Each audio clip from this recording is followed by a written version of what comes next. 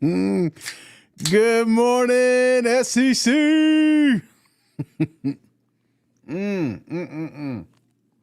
Let's get that caffeine rolling.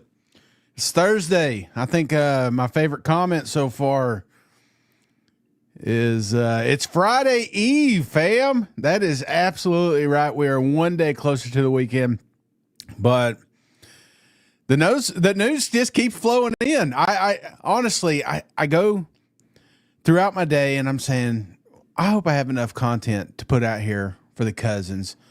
And then I get tagged in this, I get tagged in that. And I appreciate y'all tagging me because you are our executive producer. I probably should have said, can you see me? Can you hear me? I probably should have started with that one.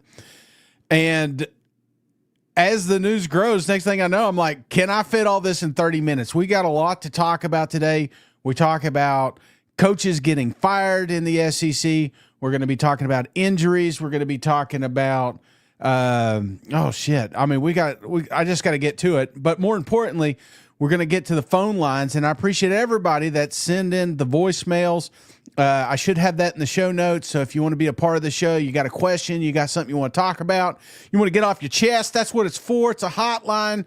We're going to be putting this out during the season as well, because, hey, it's always exciting after a big win, but sometimes after a loss, you want to get it off your chest. So that's what we're going to do here. This is a family show. And speaking of family, isn't it unique? Isn't it funny that this show, even though it's 7:30 in the morning, is always on time? So, SEC Mike, ball's in your court. But before we get going, I want to remind the cousins who we're brought to you by, and that's MyBookie. You want to help the show grow? Jump on MyBookie. Get some free money. That's right. Promo code SEC. Whenever you sign up, they will give you 100% deposit match guarantee. This is the money you play with, boys and girls. All right? You don't play with your money. You play with MyBookie's money. So get on there, punch in that promo code.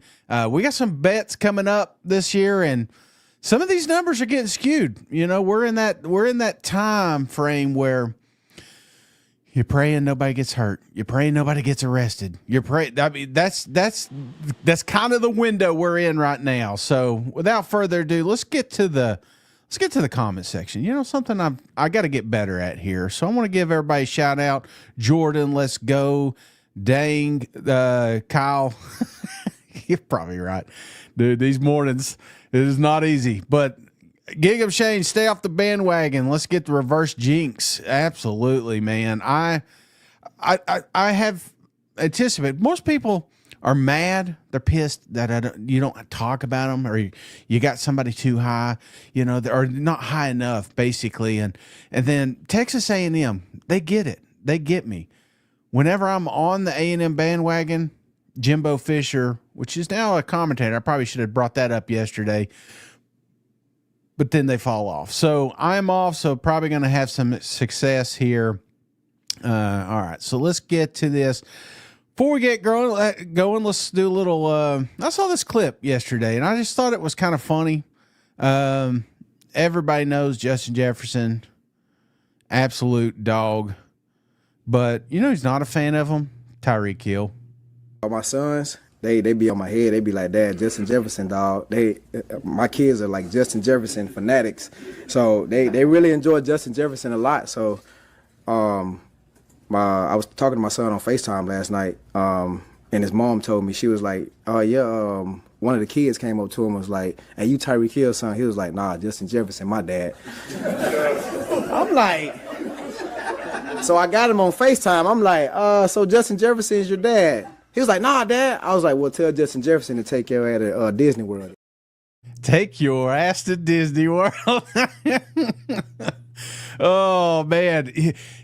I love college football, but also NFL starting to show up to camps here. And, you could sense it. Speaking of, I think, just a reminder, I think August 5th is when the SEC show is going to debut on Netflix. So be sure to check that out. You talk about getting you pumped up. We had the ability to watch the first episode. Brothers, sisters, I'm telling you right now, this is going to galvanize your love for college football. SEC Mike is in it, so be sure to give him some love or just give him some shit, to be honest with you, when he comes out. I mean, that head can't get any bigger. Now that he's on Netflix, he may start his own show. All right, let's get to bad news. Early blow to the Ole Miss offense. Luke Haas' Rebel debut will be at least delayed. Some folks are talking about the number 2 tight end possibly coming back later this year. This is the second year he's got banged up. If you're not familiar with Luke, this is part of the 3-headed monster that left Arkansas, went to Ole Miss. Appreciate cousin Brandon Riley for giving me the scoop. In the article here, it talks about Luke Haas recently suffered a right ankle injury, expected to keep him sidelined for majority of 2025 season. And honestly, this is one of those kids that keeps coming up on the who's going to take that next step. Pun not intended, obviously. But what I'm saying is, who's the guy that is going to elevate his game? This is one that has unlocked potential. And I felt like with Austin, kind of taking over the reins, him and Wright could have been a good safety valve for him. I was, because Lane has a tendency to do that. Take what is his talent, which I thought that tight end room was loaded, and be the focal piece. But unfortunately, they will not be able to get him use him this year. Now, who else may not get to play football this year because he's missing? It's Boo Carter. Adam Sparks posted this the other day. Nice article. Tennessee standout Boo Carter. I've talked about him last few days here. Missed numerous team activities and was confronted by team leaders because of his absence. Could this escalate like the Nico situation? Inside the article here, it talks about Carter's status with the Vols is uncertain. Knox News has learned that Carter missed numerous team activities and was confronted by team leaders for his absence. UT declined to comment, but Josh Heupel is expected to address Carter's status on the UT campus July 29th. If it hasn't been resolved by then. Preseason practice begins July 30th. Carter is not available for comment. Rumor says he was out in California. So I don't know if the Nico was a kind of a joke there, but yeah, this is a guy that was going to be a huge piece of Tennessee's defense. This is a guy that, hell, even the offense, they was talking about this was a guy that wanted to play both ways. I feel like Tennessee camp is trying to make this work. And Boo, if you're listening, brother, again, we forgive you. Come home. We'll get this straightened out. So we still got some chirping up north. These crybabies up here on the podium, I absolutely love it. This is a guy that I am not a fan of. I think he still has me blocked on Twitter, but had some interesting comments. First off, Big Ten over in Vegas Media Days. I think having the Big Ten Media Days in Big Ten country is important. The majority of our teams are not on the West Coast. Do we have a West Coast influence now? Do we need to pay respect to those programs? Yes. But I know for like Penn State perspective, a lot of our beat writers did not come to this because they couldn't afford to get out here. And the majority of our teams are near Chicago, where this used to always be. The majority of our teams are near Indianapolis, where this used to be. And it creates a different environment. I walk around the lobby. I don't see any signage. I don't see anything for the Big Ten. I don't see people getting autographs. I don't see it's a different vibe and it's a different feeling. I think that other conference, when they have their meetings, there's essentially a press conference every single day at the end of the meetings. It keeps people talking about that conference at a time of the year and makes them relevant. We're not doing that. Oh, is somebody hurt? Is somebody's feelings hurt? Get the hell out of here. You guys are the ones that decided to expand across the country, and now Vegas is too far.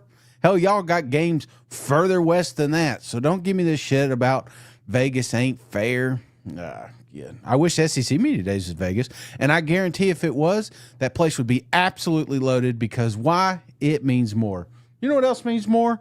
Cousin JR coming through, waking up early, appreciate you helping out, gifting a football membership. Who do we got here? Who did JR bless? Jared Addison, come on, back to the family. If he was gone for a while, we let him come back. Thanks to Cousin JR, he has forgiven him. So membership, I appreciate you. And Jared, welcome back to the family.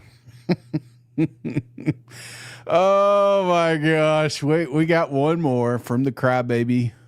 Let's get it. I thought about speeding it up because I think 1 times is just not fast enough for him. But this one right here, just get ready. Have the ability to build our programs the way we see best. Coach has the ability to build his program how he thinks best, and we have the ability to do that at Penn State as well. The thing that I struggle with is the same thing I've been talking about for a long time, and this doesn't change. Everybody has to play the same number of conference games. This ain't that hard, right? Everybody should be playing 8, or everybody should be playing 9. I was in that other conference when the whole discussion about going to 9 games was voted on. Should be going to 9. That's what would fix everything, is giving SEC one additional SEC opponent. Would that fix college football playoffs? Would that fix? No. This is the kids crying up north saying, hey, it's not fair, yet never taking a strong look at their schedule. We had old Sig out here yesterday talking about the non-conference games. And, hey, I want to show you something here. Our buddy, Chris Marler, you're going to love this graphic, came out with a graphic. I thought it was awesome. Future schedules. Got Alabama, Georgia, South Carolina, Florida, and Texas, and Indiana highlighted here. And it's going to talk about the next 5 to 10 years, who are the opponents that Alabama or the SEC teams are going to face. And if you'll notice, wide margin here. I'm seeing teams like Ohio State. I'm seeing teams like Clemson, Virginia Tech, Miami. These are teams that are flirting with college football playoff expectations at this moment, and the SEC has them scheduled. You know who Indiana has scheduled the next 5 years? 0 Power 4 opponents, 0 road games, 4 FCS opponents, 2 of their 7 FBS opponents have winning records in the daunting Big Ten scheduling. Look at Alabama here. This is Alabama. This is their schedule this year. They got Florida State. They got Wisconsin. Some are saying Wisconsin is one of the better teams in the Big Ten. Guess what? We may have 8 games here, but Alabama is playing 10 opponents that could potentially have a winning record by the end of the season. Oh, but let's talk about ULM. Let's talk about Louisiana Monroe and how bad the SEC scheduling problems is. Get the hell out of here. Speaking of Alabama, you may remember this name. You may remember this comment. There's a quarterback down in Florida State that made the interesting comments about that week 1 matchup. Says they don't have Saban to save them this time. Well, old Thomas came out here and said, hey, listen. I stay on what I said. I'm good with that. But, I mean, no disrespect to those guys in Alabama. Too late. It's on the board. It's out of your mouth. Florida State going to get that ass beat by Alabama week 1. You got to be careful who you're talking about. And I don't care if Saban's down there or not. Alabama is using this as fuel for the next 34 days. So they will be looking for you, Thomas. Who names their kid Thomas anymore? All right. This is sad news. Rev. Got some bad news down there in College Station. Article came out today. Little update. Our little doggy is banged up. Apparently had some cloudiness in her right eye. Sadly, the issue progressed during surgery.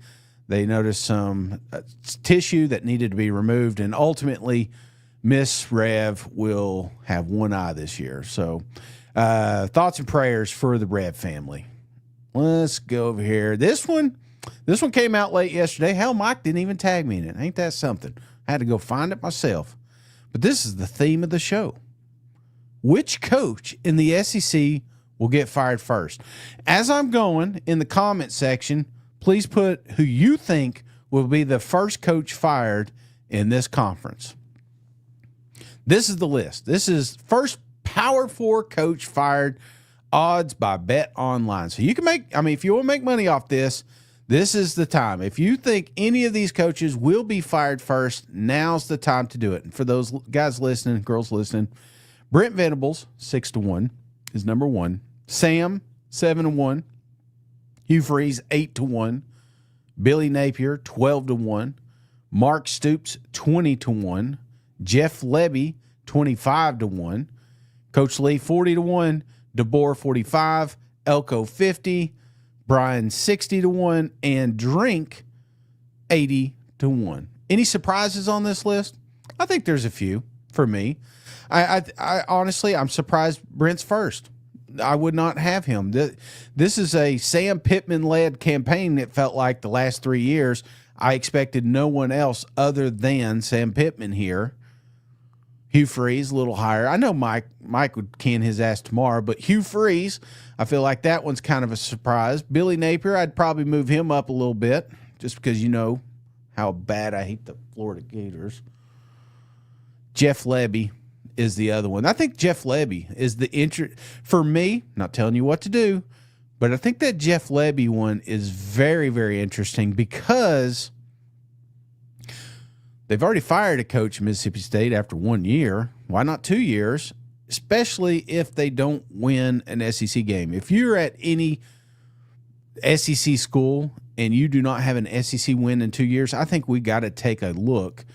And yes, I know the portal, and I know the first year it's kind of skewed, but that's the one I got my eyes on here because it's not accepted. So let's see what you guys think here.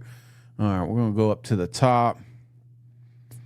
Let's see here. Freeze. Jordan thinks Freeze will be fired. Napier from Justin. Pittman gone. Hugh Freeze. Getting a lot of Billies in here. Pittman, easy. Not even close. Hugh. Stoops. Stoops is an interesting one. I just do not think. We haven't posted this one yet, and probably that's why I'm a little bit on this side. We got some Kentucky guys coming in, and both of them, you know, Adam and Roush. After the conversations we had, I'm not sure Kentucky can afford to lose. I feel like Stoops, even though probably should be the top one on this board, I think they're stuck with him for a little while. Billy gone. Billy or Sam. Man, well, Brian Kelly, there's a good one. Brian Kelly has good odds, and I couldn't disagree. Brian Kelly's an interesting one because I heard, and I don't know if this is true. That's me. I hear something, I'm like, it could be true. It could be true that they have a clause right now where they can get out of Coach Kelly's contract. Again, I'm not an expert. I'm not a lawyer. Hopefully I don't get sued for saying this, so I'm going to just put this little asterisk by it. I have no idea and probably not going to happen. But if that is the case, it would make sense why he's putting his own money into recruiting. It would make sense all the conversations he's made in the offseason as this is our year, this is the championship, maybe because his ass is against the wall. So that may be the best bet on the board. All right. So that's pretty much all the news I got. And like I said, if you got news, if you got a stupid list that you see floating around, be sure to tag me. I'll give you a shout out on the show. I appreciate everybody that's helped out. If you want to help out too, you can also jump on the phone lines and let's go to the phones. Hey, Cousin Shane, I just wanted to ask, what are your top 5 football stadiums in the SEC that you would want to play in as a player? Great question and interesting wording. I mean, because as a fan, there's a lot of stadiums I'd like to attend. But as a player, I want to go to the least favorite. Why? It's quieter. smaller, less noise. I mean, as a player, that's the kind of game I want to go to. So, probably not the way you wanted it, but I'm going to give you the 5 worst ones. Number 5, let's go down to Ole Miss. Again, I understand the Grove. I know the love, but you're coming in there as a player. This is where I want to go. I hate cowbells, especially if they're going against you. But how loaded is this stadium going to be late November? I think you're going to be at half capacity here. Give me State at 4, Arkansas at 3, Kroger Field at 2, and the newly renovated, the beautiful stadium, Vanderbilt. Now, this one I may change if the coaches let us get out because, I mean, it is in Nashville, but I think that's the correct list. You may disagree, but, it's my list. I'm the player. All right, let's go to Cousin Jesse calling in for a question. How long do you think it will be before a player sues the NCAA to try to get drafted earlier than expected? 3 years. What if they say they want to get drafted after their sophomore season? What's the chances on them suing the NCAA and winning the case? And that starts to be a thing. Good players only stay in the system 2 years instead of 3. I think it's coming. Just like all these transfers and everything else, NIL, college football is changing rapidly. Just what do you think about that? Thanks. You don't think I'm at Planet Fitness Liquid Flames? I'll tell you this. I have signed up and canceled there twice now.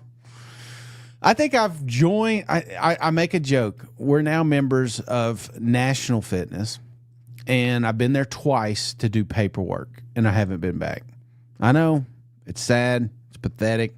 If I could take the money that I've invested in that and put it toward this show, my camera wouldn't be wobbling as much as it is. So, hey, great question. Well, interesting question, because I feel like that's the world we live in now. Because if it ain't right, we sue, and I hate that because there was an example. There's a place over here in Pigeon Forge, and I'm not a sponsor. I don't know if I'd recommend it because I've heard it's expensive. But basically, they got these large tools that you can move dirt around, and they got this tractor, and it was pulling these kids and stuff like that. And I thought, hey, man, that's awesome. But then in the back of my mind, I kept saying, I bet there's a lot of paperwork to operate something like that. I bet there's a lot of paperwork to pull kids. Like, think about it, a lawnmower pulling a wagon full of kids. You would think 20 years ago, you could just do it. And I'm not trying to get old man, damn the whippersnappers, but I feel like now everybody's afraid to do that because you're going to end up getting sued over it. So it's inevitable. It's going to happen in college football as well. Any rule they come out with, there's going to be 3 lawsuits going against it. It's just the nature of this right now. And unfortunately, I miss the days when I worried about 2 things. Is my guys going to stay safe and healthy, and is my guy going to get caught with drugs? That I miss those days. I don't want anybody to get caught with drugs, but that was like that was worst case scenario. Somebody gets off the team. So yeah, appreciate the question. Let's see. I got 2 more, and then we'll close it out here. Let's go to Arkansas. Cousin Bryce. Hey, buddy, what's going on? Good morning, cousins. All on the way to work this morning. Cousin Shane, I'd just like to know why the University of Arkansas administration, athletic department, all the boosters gave up on Arkansas football. Thank you, cuz. Love the show. Well, it's a bad bet. I mean, honestly, it is a bad bet right now. We just dropped a couple of episodes, one being Peter Burns. First time we had Peter Burns in the studio we were talking about Vanderbilt, and I asked the same question, with all this revenue and stuff, what would be your first approach to make your program better as an athletic director? He said, I'd attack the basketball team. Less people, less players, more money allocated to that specific team, easier to rebuild. And I thought that made sense. And right now, we're going into year 3, and year 3, we're talking about the hottest seat, and Sam Pittman's on top of it. Now, as much as I love Sam Pittman, it's a bad bet. Why would I give my money to a program that may not have a coach? I'm going to save my money so that when we have success, we can go in. So that's usually what you see. And I know there's tiers to this thing. To act like there's not tiers, we're just fooling ourselves. Ohio State, Texas, these teams, they're in a different level than Arkansas right now. However, if you have on-field success, which they could, then all of a sudden it catches fire and people want to be a part of it. Then again, Arkansas becomes a good bet. So right now, these multi-millionaire billionaires are sitting around saying, you know what, we're going to wait. You'll notice we just talked about coaches getting fired. There may not be any coaches fired because we're in this transition. But once this transition comes to an end, you're going to watch a few things. Players are going to get more money. Coaches are going to get less. When that happens, buyouts get less. Firing becomes easier. So right now, it's tough. It's just a bad bet. Last but not least, and I appreciate all the cousins hanging out with us today, this one's going to be coming all the way from my backyard, Tennessee. Cousin Sam. Hey, Cousin Shane. This is Cousin Sam down here in Chattanooga. I think I have a pretty decent bold take for you, and I tried to take my orange-shaded glasses off for Tennessee as much as possible, but it feels like everybody's just been so doom and gloom, and everything's been so, oh, poor Tennessee, they're just going to be awful, pick ninth in the SEC after media days. I just don't see how Tennessee is going to fall off the map. We're not talking about Kentucky here. We're talking about the Tennessee Volunteers. And so I have kind of a bold take, is that I think Tennessee finishes 10-2 on the year. I think they have a decently easy schedule. I do see them struggling on the road some, especially in Gainesville and Tuscaloosa. But I think that they beat Georgia at home. So I think that's my bold take for the show. Appreciate it. Love what y'all do. Go Vols. Bold take indeed. Trust me, I don't think there's anybody on this show that would want Tennessee to beat Georgia, but it's early in the season. I think that's the kicker for me. Later in the year, possibly, because whether you're on the Aguilar camp or not, we'll know by the time we get to that matchup. Unfortunately, I got the schedule here. Tennessee, first 3 games kind of scare me a little bit. Not so much the second one, as much as I love ETSU and going up there. But Syracuse, can't sleep on them. Man, this is a team that, let's not forget, knocked Miami out of college football playoffs last year. Georgia Bulldogs, week 3. Very, very tough opponent. Obviously, my favorite to win the SEC this year. So if you trip up on 2 of those games, I think Tennessee's screwed for the rest of the season. If you screw up on 1, I think you're fine. Georgia Bulldogs, you're looking at this. I've said this before, and I'm not hiding from it. Tennessee has a very, very favorable schedule. For those listening, Syracuse, ETSU, Georgia, probably a loss, UAB, Mississippi State, Arkansas, up to Alabama. Even with the Boo Carter situation, even with the quarterback situation, I probably have Tennessee a favorite in all those games. Going into the Bama game, which they've beaten several times, 2 out of the last 3 years, I believe. I mean, I'm not saying that you beat Alabama, but let's say you drop that one. On the road, Kentucky, Oklahoma, New Mexico, Florida, Vanderbilt. There's tiers to this thing. I'm not worried about Kentucky. I'm not worried about Vanderbilt, and I'm not worried about New Mexico State. Now, obviously, I should be worried if something happens, but it comes down to me, Oklahoma and Florida. So those are your two games. Beat Oklahoma, beat Florida, you're in. Lose them both, you're out. So can Tennessee have a good season, a great season? Absolutely. Josh Heupel's shown me, I mean, we didn't know, and I can say Hendon Hooker as much as I want on the show. We didn't know Hendon Hooker until Josh Heupel found him and created something special. So I have all my I don't even know, my coffee's wearing off, but you know what I'm saying. I have nothing but respect for the man. I know that he'll get the job done, and I know I'm going over my 30-minute mark. So before I get out of here, any good comments? Let's go ahead and close it out.